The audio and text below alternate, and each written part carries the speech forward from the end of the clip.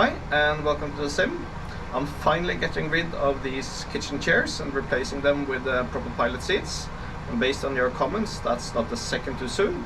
One issue though, the new seats come with some assembly required. This is the box of 3D printed parts. Mind you that this is the parts for one seat and I need to build two. Then we have some plywood, which I machined on my CNC router, primed and painted. We also need some linear actuators, a bunch of hardware and steel shafts, and of course seat and back cushions.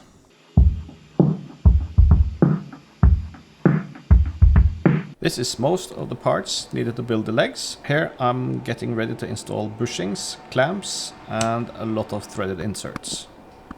Here I'm mounting the clamps to the arms so that I'm able to secure the arms to the shaft. With the clamps installed, it was time for the bushings, which turned out to be a proper press fit. They all got seated with some gentle persuasion.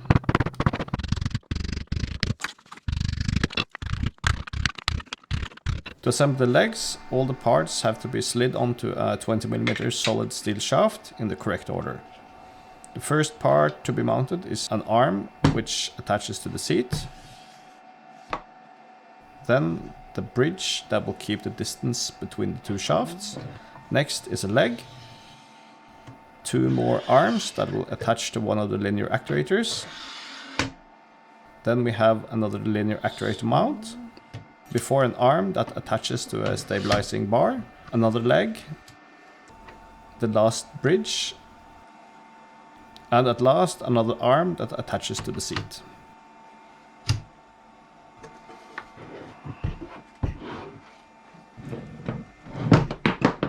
Here I'm tightening the clamps, which is crucial for the seat design to work properly. With one shaft done, it's just a matter of repeating the process, albeit a little bit more cumbersome due to the bridges.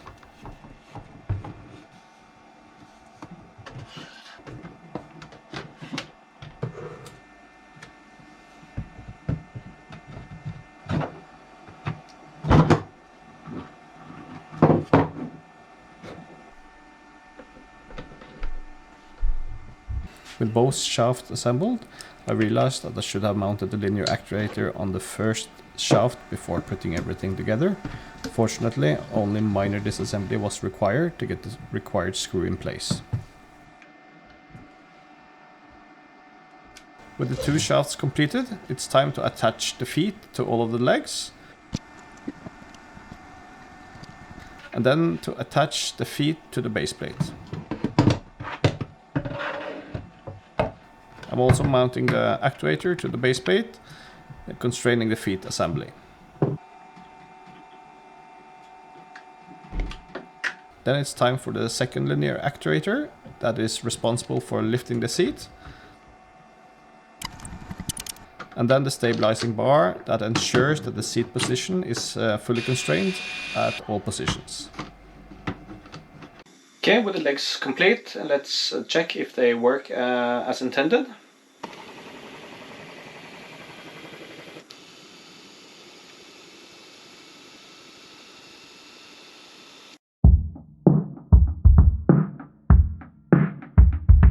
Again, here are most of the parts required to build the seat. I've already inserted the thread inserts in all the parts, so now it's only a matter of assembly. The main structure consists of two cross beams that connects the main beams that run along the seat. This ensures that the seat rests on a solid frame. The design is centered around printability, both with regards to print orientation and part size. The size of my print bed is 350 by 350 millimeters, but still some parts had to be split as they did not fit on the diagonal. With the frame assembled, it's time to add the thigh support adjustment mechanism. And again, tolerances are too tight and some clearing was required for all the parts to fit freely on the steel shaft. After drilling out some holes, the parts for the two cams and the locking gear fits nicely. Still more clearing is required, this time on the frame.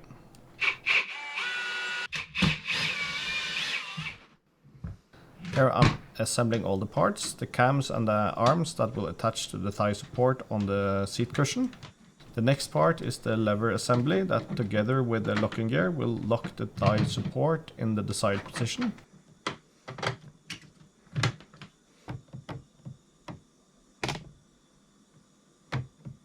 Next is the switches for controlling the linear actuators. The switches are 2-pole dual throw, which allows reversing the polarity on one of the switch positions.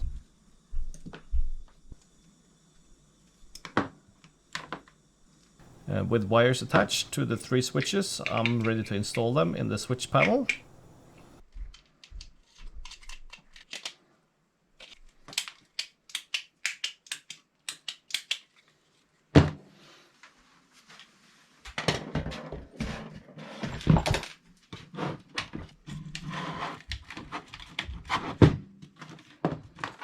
The wires are terminated at some DIN rail terminal blocks.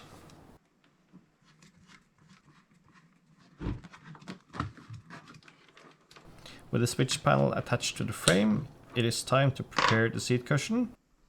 Here I'm installing the mounts for the springs and the thigh adjustment arms.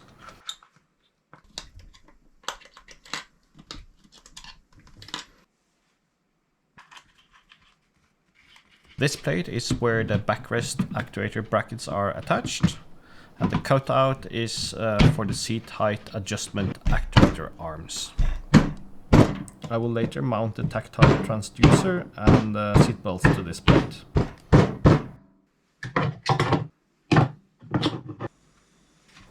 Then the time has come to assemble the frame and seat cushion. The frame is fixed to the seat cushion with bolts that screw into 4-claw nuts that I hammered into the plywood plate before I had it upholstered. The last part to be added is the tactile transducer.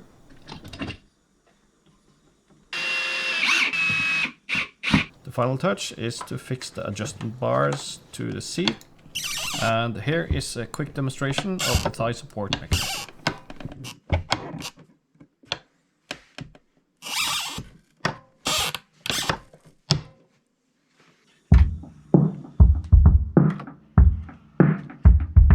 The next sub-assembly is the armrests. Again, there's a lot of parts that need to be assembled, and again there's a large number of threaded inserts that need to be melted into all of the parts. Here I'm starting to assemble the armrest adjustment mechanism. The mechanism is responsible for armrest position adjustment and for moving the armrest out of the way by tilting the whole armrest up.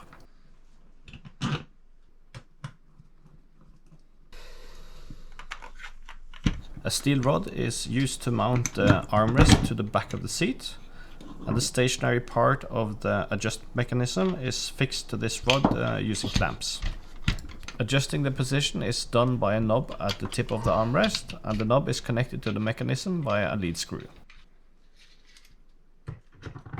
The arm itself rotates around the rod on ball bearings.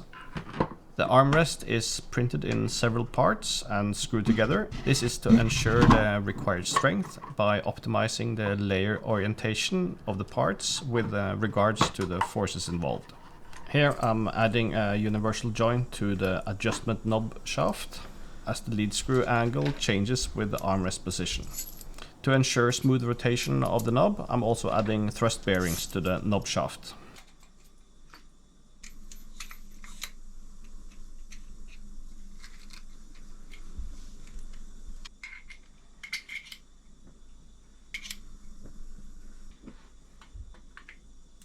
The adjustment knob is just a press fit onto the knob shaft.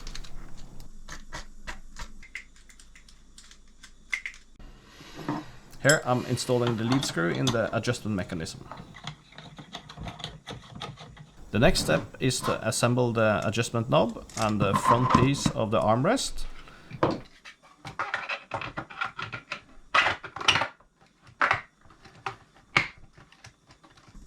Then to fix the lead screw to the universal joint.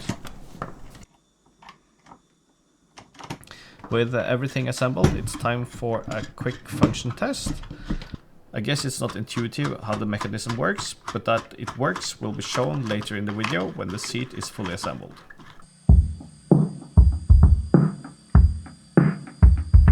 Finally, the last sub-assembly, which is the backrest. When this is done, the seat can be assembled. Here I'm adding the mounting brackets for the armrests. The left bracket allows for the whole armrest to rotate. Why this is useful will become apparent later.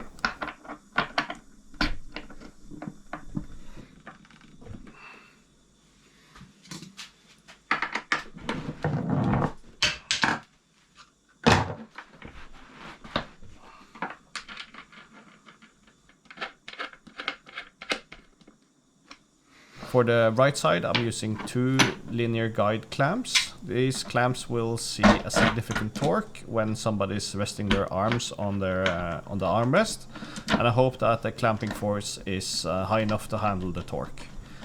My backup plan, if the rod slips, is to add some Loctite. Here I'm preparing the 2 linear actuators that will be responsible for adjusting the backrest position.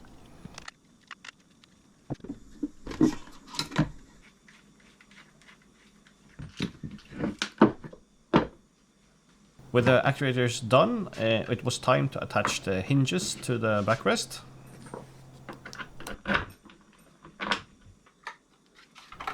Next is the shell and the armrests.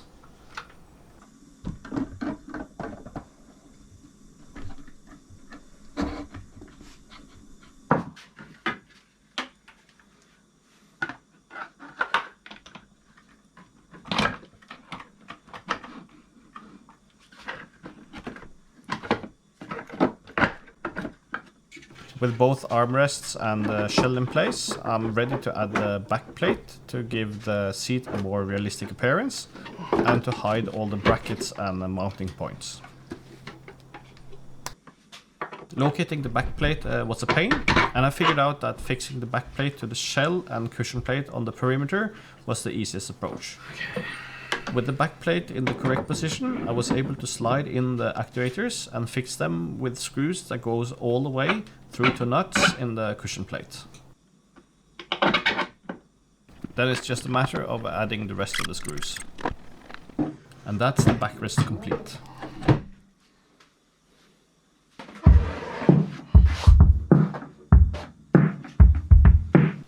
Before starting the assembly proper, I had to modify the base. Here I'm adding seat sliders so that I can slide the seat to the side.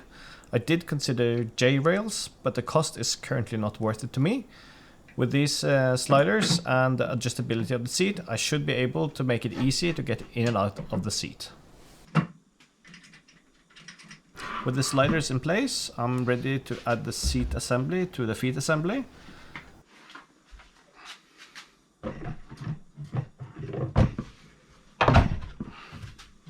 The tolerances are tight and it was a pain to enter the bolts, but with some trial and error, gentle adjustments, sweat and multiple attempts and some serious wiggling, I was able to get all the bolts to enter.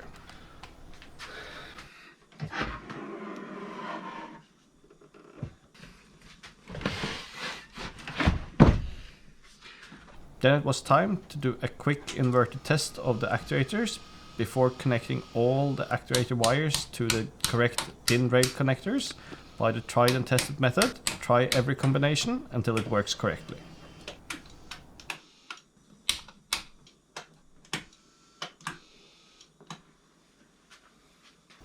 The final step is to add the backrest.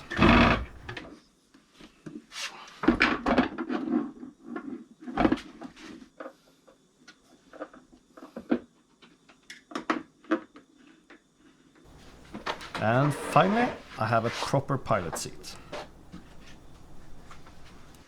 And here is a quick demonstration of the armrests. The adjustment mechanism allows for moving the armrest out of the way, and turning the knob adjusts the armrest position.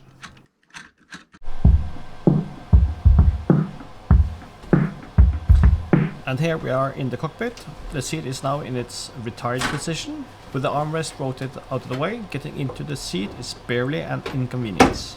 Then it's just to slide the seat to the center, buckle in, and moving the seat forward, adjusting the seating position so it fits you. Getting out of the seat is just as easy. Move the seat all the way back, unbuckle,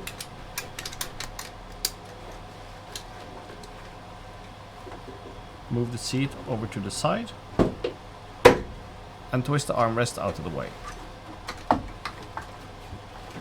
It's really nice to finally have proper seats in the cockpit, and for those that want to follow my next project, which is dual linked rudder pedals, I suggest subscribing to the channel. Thanks for watching.